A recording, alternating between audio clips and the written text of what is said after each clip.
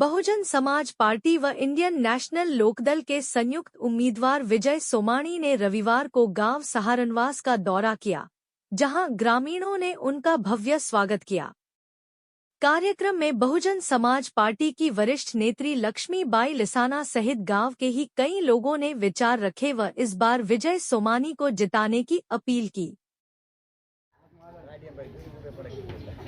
बाप रहा, 6 बार बेटा रहा, एक बार पोता रहे, फिर वो किस मुंह से वोट मांगने आ जाते हैं। इस गांव की गलियां देखो, यहाँ के युवाओं को देखो कि कितनों को रोजगार मिला है।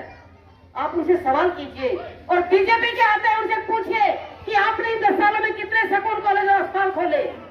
लोगों की जो मूलभूत सुविधाएं हैं उनकी तरफ ध्यान नहीं किया घर भरने में।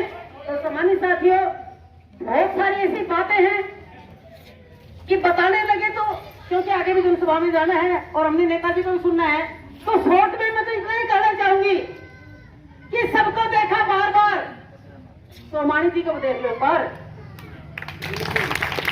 5 तारीख को 4थे नंबर पर हाथी का जो बटन है लिखा मिलेगा, सोमाणी विजय, हाथी का निशान। और जितना उसके बटन दबा दो और इस क्षेत्र का भला चाहते हो तो इनको चंडीगढ़ पहुंचा दो, नहीं तो भाई 5 साल फिर वही।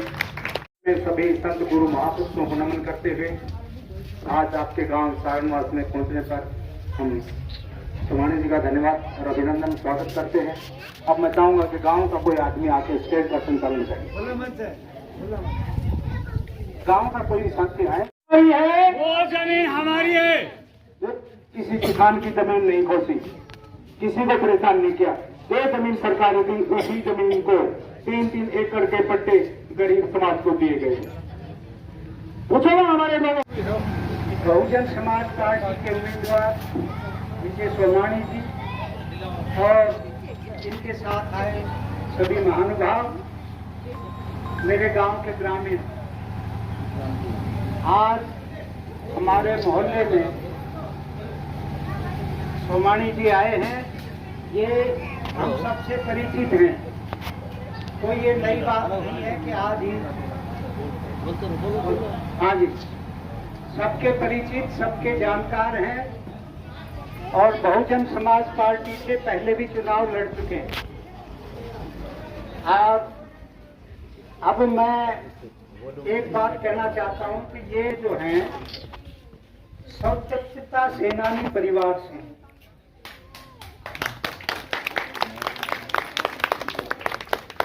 जिन्होंने आजादी के समय अपना योगदान दिया।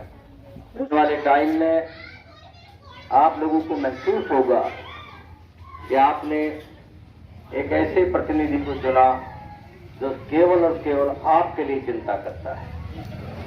यहाँ पर उपस्थित सदस्यों का यहाँ पहुंचने पर मैं ढेर सारा आभार व्यक्त करता हूँ, हाथ जोड़कर शुक्रिया करता हूँ।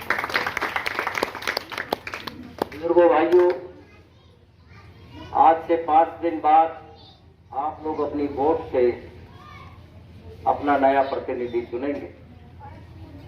अब तक हमने रेवाड़ी विधानसभा क्षेत्र के करीब 90% गांव में, शहर में, धारवाड़ा कस्बे में दौरा कर लिया है। मैं कल एक बच्चे से पूछ रहा था, 14-15 साल के बच्चे से, मैंने कहा कि भाई तुम पर्चे बांटते हो तो कोई तुम्हारा पर्चा नाराज होकर भी लेता है क्या? बोले बाबा ना, मगर कोई 1 आध 2 नाराज होते हो पर तो जब आप देते हो पर्चे को तो कोई 1 आध 2 कहते हो छुटाने हाथी। बोले ना, तो मगर 10 के 10 आदमी आप, मैंने पूछा 10 पर्चे देते हो तो 10 में से कितने लोग इस पर्चे को राजी होकर लेते हैं? नोड़ी 10 का 10 ले रहा है। एक बात तो ये है। दूसरी बात ये है कि आप लोग 12 में से 1 आदमी को चुनेंगे। अब 13 नहीं चुन सको, मतलब 12 आदमी हैं जो चुनाव चिन्ह जिनके सामने लिखा हुआ है, तो उनमें से तो 1 को चुनोगे। अब 13वां नहीं चुन सको, 1 ने वोट दोगा। तो 1, 2, 3 नंबर पर कांग्रेस और बीजेपी का एमएलए है और एक जिला प्रमुख है, और 4 नंबर पर सोमानी विजय, चुनाव चिन्ह हाथी। पर्ची आ चुकी है, पर्ची घर आ चुकी है ना सबसे। तो फिर बटन दबानो रहेगा बस है। अब यहाँ बहुत जोर लगा रहे, कप्तान ने यूं कर दिया, वो कर दिया। अब सारणवास के लोग ज्यादा जानते हैं या हम ज्यादा जानते हैं? कोई बात नहीं, वो हमारे भाई, सब हमारे भाई। देखो, हमने समाज में भाईचारा स्थापित करना है। हमारा लक्ष्य कोई विरोध और दुभाव नहीं करना है, कोई जातिवाद और गुटबाजी नहीं पैदा करनी है। ये यादव भी हमारे भाई हैं और ये दलित समाज के लोग भी हमारे भाई हैं, और ये जो 36 बिरादरी के और लोग हैं वो भी हमारे भाई। आगे बताओ कितना बड़ा समाज है। मैंने मेरा ही छोरा लगाना हो, मैंने मेरा ही रिश्तेदार लगाना हो, तो फिर मैं थारा कहां से करूंगा? मैं तो अपने परिवार रिश्तेदार की करता रहूंगा। आपको खुशी होनी चाहिए जिस ढंग से स्वतंत्रता सेनानी आर.डी. सोमानी साहब ने देश की आजादी के लिए आहुति डाली, वैसे मैंने 40 साल का समय समाज के हित के लिए किया है।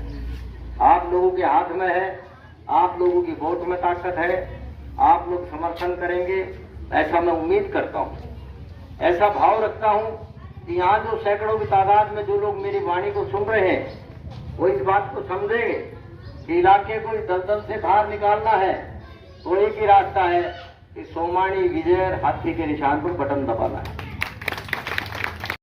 अगले महीने जब आएंगे तो फिर उस काम की फहरिस्त पूछेंगे कि वो काम कितना हो गया, कितना रह गया, और उस अधिकारी कर्मचारी से पूछा जाएगा कि ये काम आपके जिम्मे था, ये काम क्यों नहीं हुआ, और उसको आपकी चौपाल में बुलाकर पूछा जाएगा। बुजुर्गों भाइयों, राजनीति में वो ताकत है, आपकी वोट में वो ताकत है, उसी से कोई नरेंद्र मोदी प्रधानमंत्री है, उसी से कोई चीफ मिनिस्टर बनेगा, उसी से कोई एमएलए बनेगा, उसी से कोई सरपंच बनता है।